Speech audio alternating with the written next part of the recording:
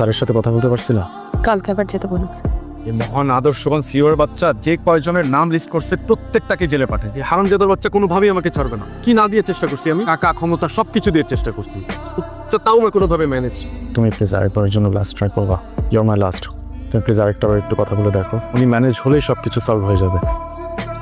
আমার সাথে কথা বলার জন্য কি 5টা মিনিট সময় নেই তোমার হাতে? ম্যাডাম ম্যাডাম ম্যাডাম অফিসার বলুন। আমার হাজব্যান্ডের নাম আবরার ফাহিম। ওর এগেনস্টে তদন্ত কমিশন গঠিত হয়েছে, কিন্তু ও কিছু করে নাই। বিশেষভাবে খেয়াল রাখবেন অপরাধী যেন সর্বোচ্চ শাস্তি পায়। আপনি আসতে পারেন।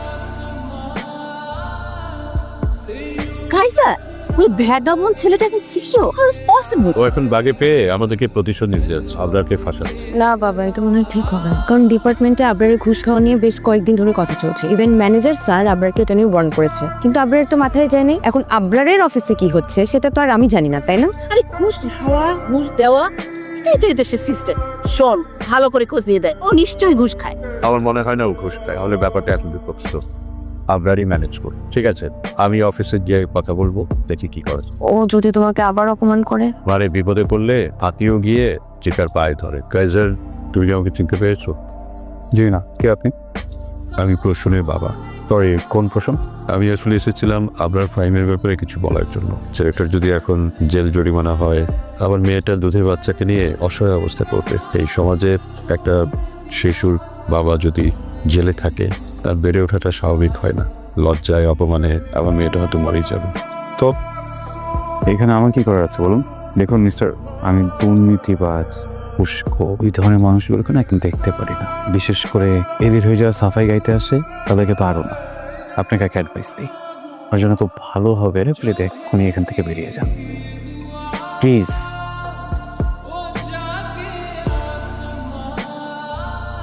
বলেছিলাম বাবা, ও তোমাকে আবার অপমান করবে। আরে ও তো অপমান করার জন্য বসেছিল।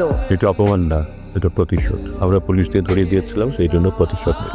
না বাবা, কাজের মুখ প্রত্যাখ্যান মানতে পারে না। চাকরি, সাফল্য, দুনিয়াদারি এইসব কিছুই ওর মাথায় কখনো ছিল না। সরল সাদামাটা জীবন ছিল, চলছিল সে পথে। একদিন সব পাল্টে যায় কাইজার, পাল্টে গেল আমার জীবন। তুমি কি চাও আমার থেকে? আমার জীবনটাকে তুমি তছনছ করে দিতে চাও? তুমি কি আমাকে রাস্তায় ফেলে দিতে চাও? তুমি আমাকে পথে বসাতে চাও? তুমি কি চাও আমি আমার বাচ্চাটাকে নিয়ে রাস্তায় রাস্তায় ঘুরে বেড়াই? করে তোমার একটু শান্তি হবে বলো? তোমার অনেক রাগ না আমার উপরে? আমি তোমার সাথে পার্সোনাল সময় কাটালে তুমি খুশি হবা? তুমি আমাকে তখন শান্তি দিবে?